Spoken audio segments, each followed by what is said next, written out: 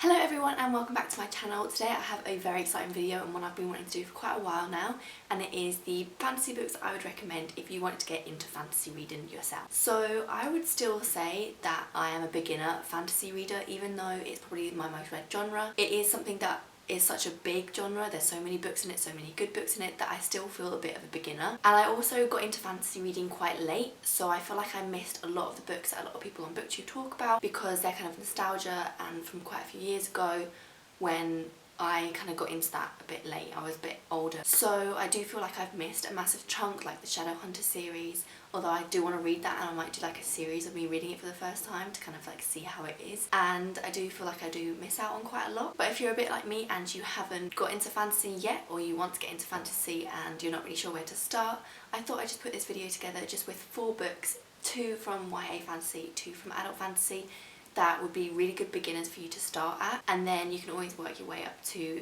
the more popular fantasy books out there. And I'm not saying these aren't popular, they are very popular, but they're probably the 4 best ones that I've read that I think would be an amazing introduction to fantasy and ones that you would generally love and adore. Not necessarily just because they're kind of the easier fantasies to read, that is part of it for some of them, because a lot of fantasies have lots of world building, loads of different characters and names and place names, a lot going on, that it can be a bit overwhelming if you're not used to reading that kind of thing. And I do feel quite overwhelmed a lot of the time. Like, I tried to read Brandon Sanderson Way of Kings on audiobook, but I've kind of stopped doing that now because I just feel like I need to read it in the physical form, because I could not keep track of all the names, all the places, and I just kept losing interest in it. So I'd be like thinking about something else and then realise I hadn't been listening for like 10 minutes and have to go back. So these books are more kind of ones that I think would generally get you into fantasy and loving the genre of fantasy. Everyone probably, well, not everyone, hopefully not everyone, but some people might disagree with me. But if you have any other books that you think should be on this list, it's a very short list as well, because I don't have a broad enough scheme of books that I've read in this genre to do kind of a bigger recommendation. I do expect this list to change and evolve and grow as I read more fantasy as I get older and as time goes on, but at the moment these are the 4 ones that I think would be good. But if you do disagree, or there's something you think should add to this list, do let me know and put the comments in below, because it's always good to recommend books. You'll probably recommend something that I haven't even read either, which is always great and something I can then add to my ever-growing TBR.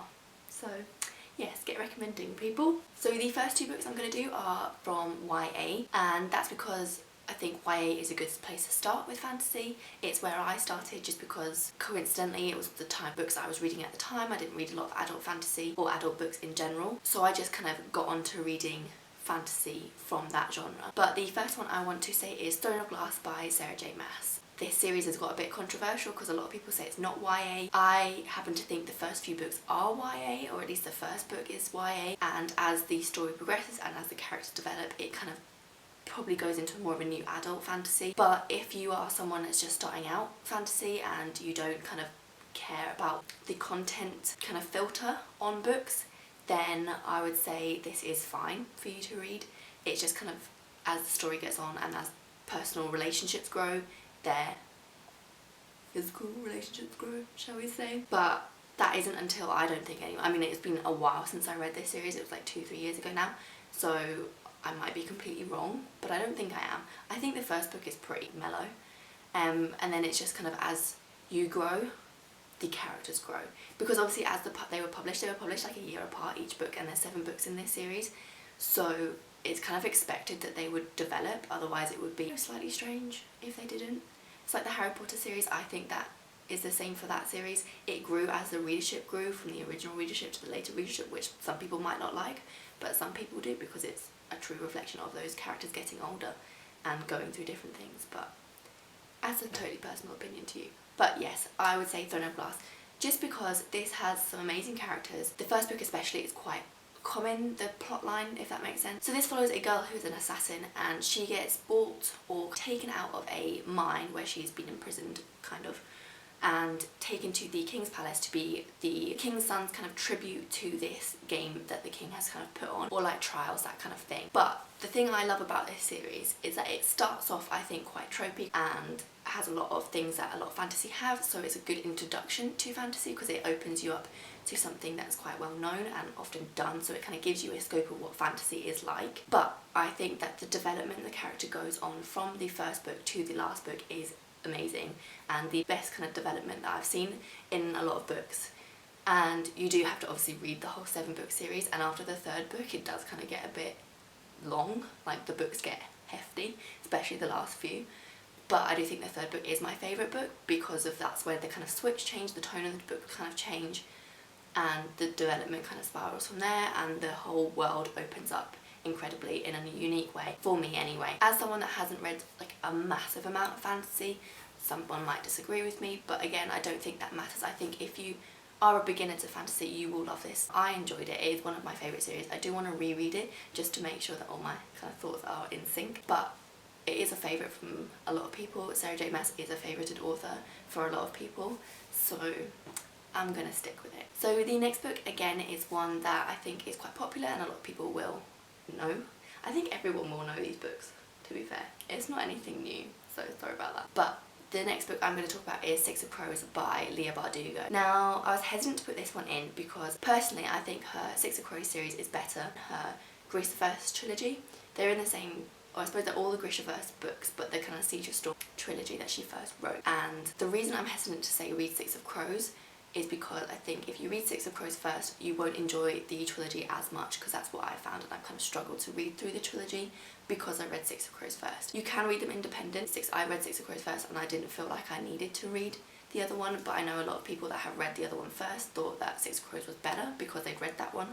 So I would say read the Grishaverse first, but I didn't want to say that because I do prefer Six of Crows and I only want to recommend books I actually really love, and I really love Six of Crows. It is one of my favourite books. It has the best kind of companionship in there and friendships in there, and I think that's something that's really good if you're not used to reading fantasy, because a lot of fantasy is plot based and it can be quite difficult to get into that plot base when the characters aren't so well fleshed out or the character relationships aren't well done. But this is amazing, so it kind of reads almost like a contemporary but in a fantasy setting with an amazing fun plot line that is just amazing. For those that don't know, Six Crows follows 6 characters that all band together, that are all from different kind of walks of life and won't usually be together in that kind of situation, and they get together to hijack and break into a high-tech prison. So it's quite a fun story and it's just a great one to get into, and you just like would fly through it, I'm sure. I loved it. Everyone loves it, I think. I don't know anyone that has disliked it, to be fair, but I could be wrong. So the next 2 books are adult fantasy. They're ones that I read not knowing that they were adult fantasy until I realised that they were adult fantasy. I don't know how, but I did. So they are adult fantasy and they're 2 quite different, but I think they are good introductions. So the first one I have is City of Brass by S.A. Chakraborty. Now this is one of my favourite books. All of these books actually I would class as some of my favourite books. I loved them, that's why I'm recommending them. But this book I loved so much because it is completely different to anything I've ever read.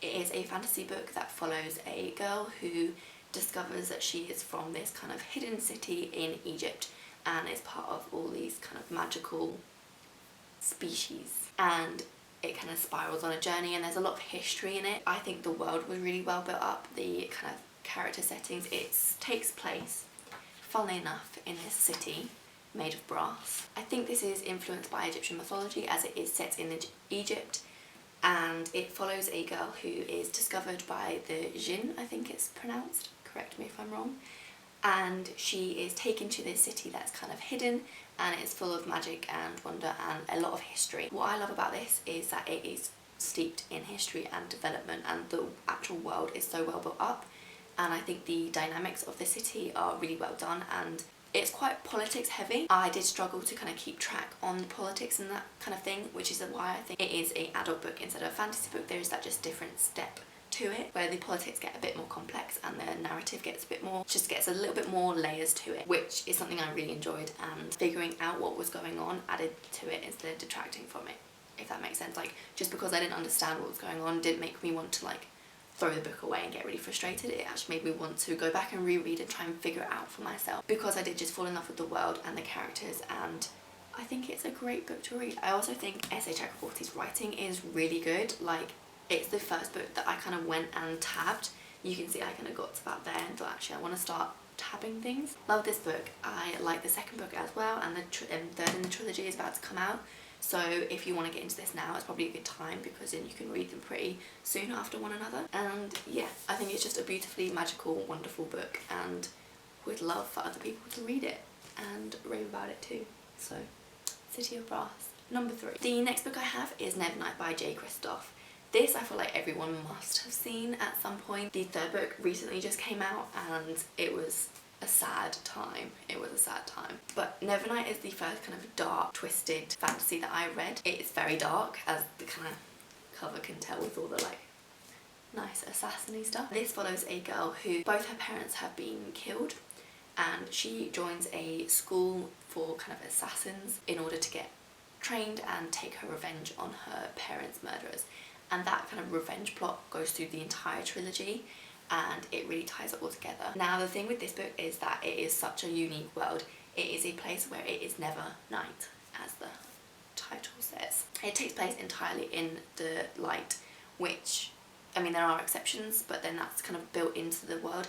And it also has a very unique mythology base to it. So the actual gods in this play a big part, and it is all unique, I think, to this book. I don't think it's, not that I know of, that it's inspired by any other kind of mythology. J. Kristoff's kind of imagination and wittiness in this book is like so great. And that kind of really comes to a point in the last book, Dark Dawn, where it kind of all ties together and you just like, he must have planned it all from the start, basically, all the 3 books. But this book has footnotes, and the footnotes are kind of by the narrator, so J. Kristoff basically, and he just puts in like really witty remarks, like taking the piss out of his own writing and just taking the mick out of himself basically, and the characters, which is hilarious. Very funny. I think this book is very fun, but also dark and twisted. So I think it is really good fantasy because you get that element of it.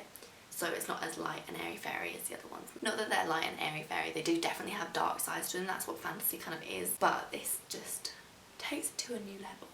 So that's why I think it's a really good adult fantasy to get into. It's really easy to follow, and the characters are really like, you get invested in those characters. So definitely would recommend. So yeah, those are the 4 books that I'm going to recommend today. They are one of my favourite, or 4 of my favourite fantasy books. That's why I wanted to recommend them today, and just because I do still feel like a little bit of a novice in the fantasy genre, I thought I would say they are for new fantasy readers. But again, I think, to be fair, with fantasy, you just jump in. They're just like any other genre. If you don't go on with the book, just try another one and you might love it instead. So yes, thank you again for watching, and I'll see you next time.